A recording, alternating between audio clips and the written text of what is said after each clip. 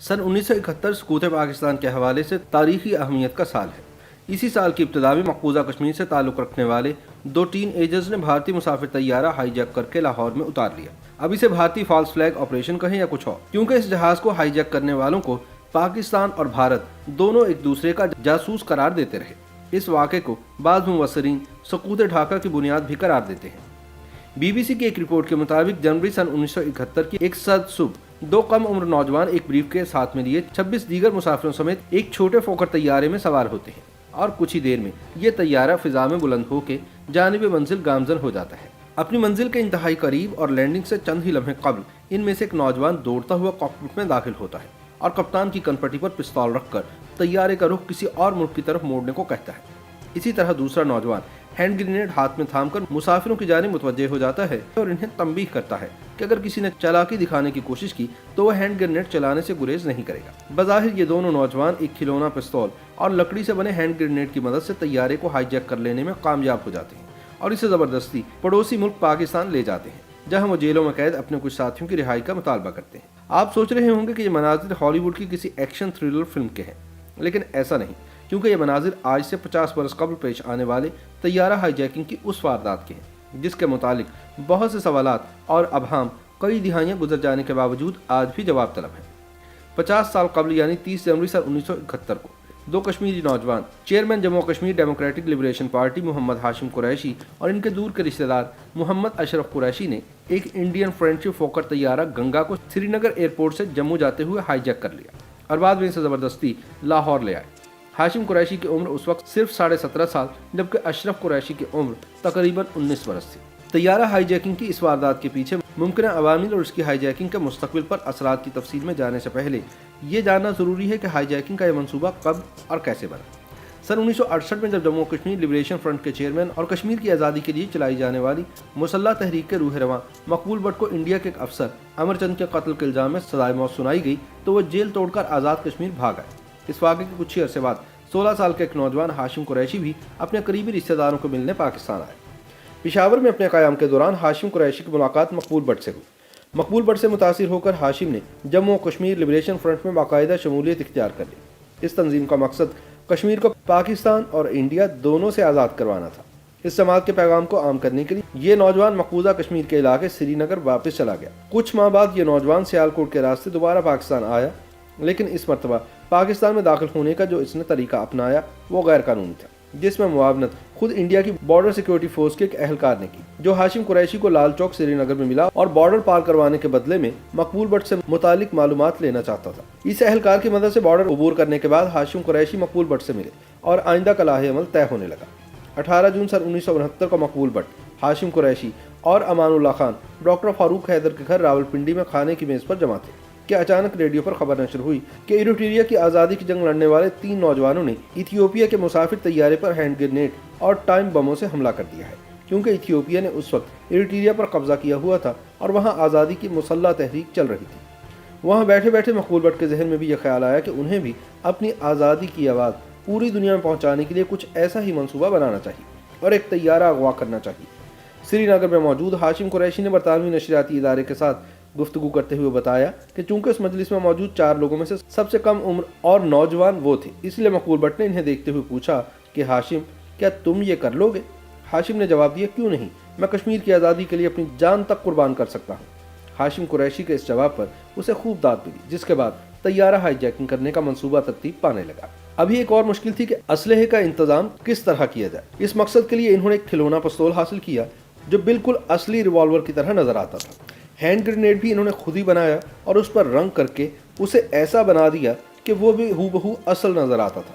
ان دنوں انڈیا کی اس وقت کی وزیر اعظم اندرا گاندھی کے بیٹے راجیو گاندھی بھی بطور پائلٹ سری نگر آتے جاتے رہتے تھے، اور کچھ ایسی اطلاعات تھیں کہ راجیو گاندھی بطور پائلٹ 30 جنوری کو سری نگر آ رہے ہیں۔ بقول ہاشم قریشی انہوں نے بھی 30 جنوری کا دن ہائی جیکنگ کے لیے مختص کر لیا تاکہ اسی جہاز کو وہ ہائی جیک کریں جس کے پائلٹ راجیو گاندھی ہوں۔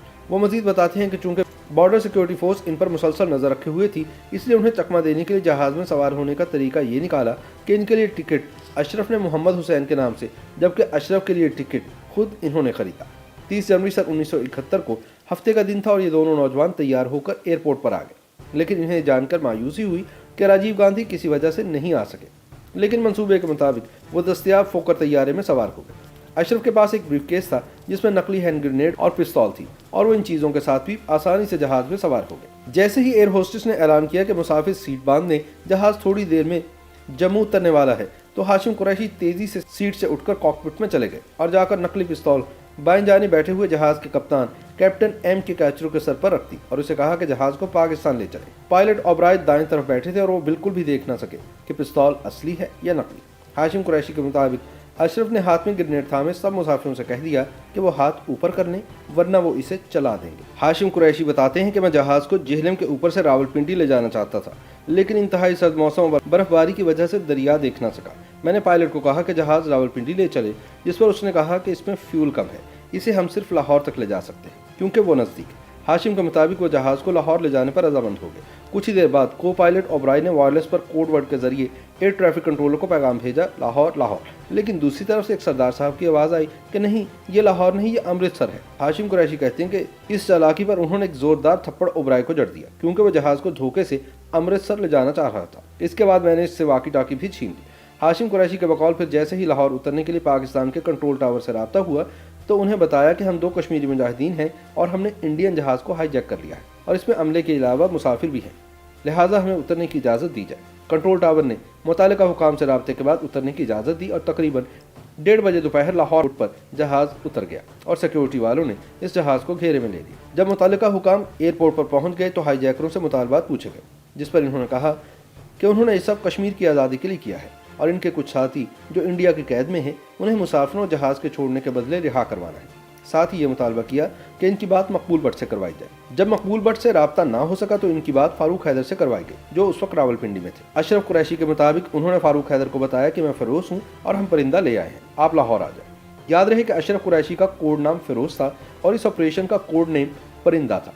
तैयारे के अंदर औरतें डर और खौफ जबकि बच्चे भूख और प्यास की वजह से रो रहे थे। हाईजैकर्स की दरख्वास्त पर इंतजामिया ने फौरी तौर पर पानी मुहैया किया जो मुसाफिरों को दिया गया। हाशिम और अशरफ ने आपस में मशवरा करके लैंडिंग के 2 घंटे के अंदर अंदर औरतों और बच्चों को छोड़ दिया। अशरफ कुरैशी कहते हैं कि कोई घंटे 1.5 घंटे बाद सिक्योरिटी के लोग दोबारा आए और कहा कि डॉक्टर फारूक हैदर ने पैगाम भेजा है कि बाकी मुसाफिरों को भी छोड़ दें और जहाज़ पर कब्जा जमाए रखें। अशरफ कुरैशी ने बताया कि हमने उनकी बात मान ली कि ये हमसे धोखा नहीं कर सकते और शाम तक सब मुसाफिरों को छोड़ दिया। अब हमारे कब्जे में सिर्फ गंगा तैयारा ही रह गया था। ताहम इस तरह करने से हमारी पोजीशन कमज़ोर हो गई क्योंकि मुसाफिर रिहा हो चुके थे और हमारे कब्जे में सिर्फ और सिर्फ जहाज था। 2 फरवरी को बानी पाकिस्तान के साबिक प्रिंसिपल सेक्रेटरी के खुर्शीद, जो बाद में आज़ाद कश्मीर के सदर भी बने, उन्हें लाहौर एयरपोर्ट बुलाया गया जहां मकबूल भट्ट समेत वो हाशिम कुरैशी से मिले, जिन्होंने बताया कि इन्हें कहा जा रहा है कि तैयारे को आग लगा दें। अशरफ कुरैशी के बकौल मकबूल भट्ट ने इन्हें मशवरा दिया कि जहाज़ के शीशे तोड़कर नीचे आ जाएं क्योंकि इसकी मरम्मत को 4 से 5 रोज़ लग जाएंगे और इतने दिनों तक इस वारदात के जरिए हमें पब्लिसिटी मिलती रहेगी। जैसे ही मुलाकात खत्म हुई और वो लोग बाहर निकले तो तैयारे को आग लगा दी गई। हाशिम कुरैशी के मुताबिक उन्होंने एक लम्हा भी नहीं सोचा कि ये लोग इनसे झूठ बोल रहे थे। यूं 80 घंटे जहाज़ पर कब्जा रखने के बाद इन्होंने जहाज़ को आग लगा दी। आग लगाने के अमल के दौरान अशरफ कुरैशी के हाथ जल गए क्योंकि बाहर निकलने का दरवाज़ा वक्त पर नहीं खुला, जबकि हाशिम कुरैशी ने आग से बचने के लिए जहाज़ से छलांग लगाई। दोनों जख्मी हुए और अस्पताल में भी रहे। फिर जैसे ही ये नौजवान एयरपोर्ट से बाहर निकले, एक जम्मे गफीर इनके इस्तकबाल के लिए लाहौर की सड़कों पर मौजूद था।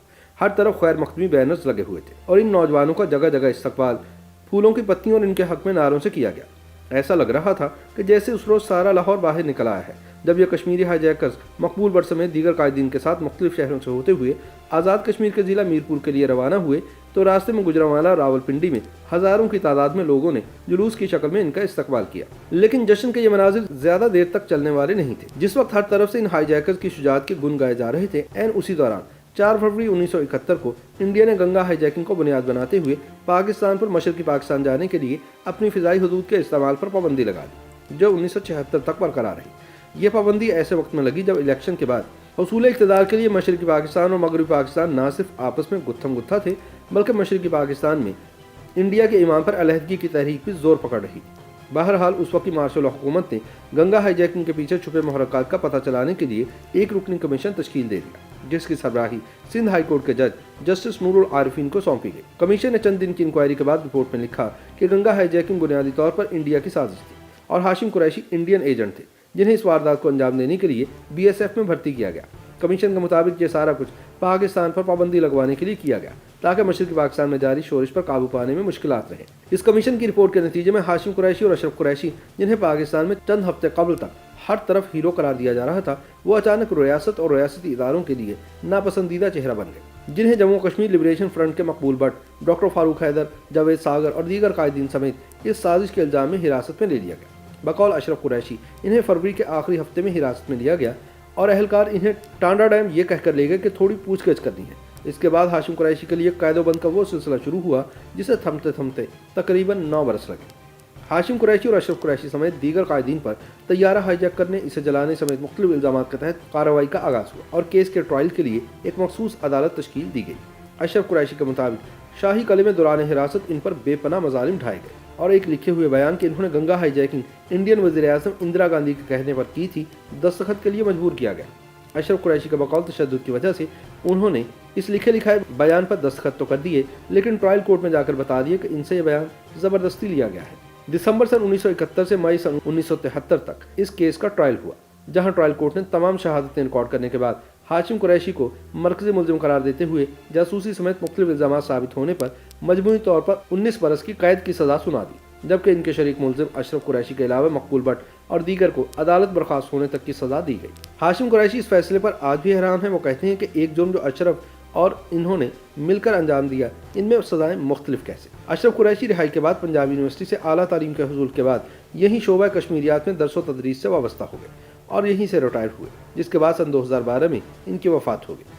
ہاشم قریشی کو مئی سن 1980 میں سپریم کورٹ کے 3 رکنی فل بینچ کے فیصلے کے بعد رہائی ملی، جس کے بعد وہ کچھ سال مزید پاکستان میں رہے، لیکن پھر انہوں نے ہالینڈ میں مستقل سکونت اختیار کر لی۔ وہ سن 2000 میں سری نگر واپس آتے ہوئے نئی دہلی میں گرفتار کر لیا گیا۔ گرفتاری کے بعد انڈین حکام نے ان پر پاکستانی ایجنٹ ہونے اور گنگا ہائی جیکنگ کا مقدمہ دائر کر دیا، جس کا فیصلہ گزشتہ 20 سال سے نہیں ہو پایا، جبکہ ہاشم قریشی ان دنوں ضمانت پر ہیں۔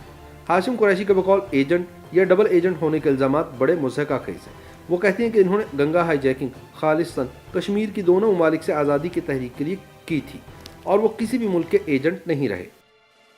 YouTube پر گوگلی نیوز دیکھنے کے لیے youtube.com کی سرچ بار میں googly news T V type کریں۔ گوگلی نیوز کے پیج پر سرخ رنگ کے سبسکرپشن والے بٹن پر کلک کرنا نہ بھولیے۔ YouTube پیج پر اپلوڈ ہونے والی ویڈیوز سے باخبر رہنے کے لیے بیل آئیکن پر کلک کیجیے۔ آپ کو ہر نئی ویڈیو کے بارے میں نوٹیفیکیشن موصول ہو جائے گا۔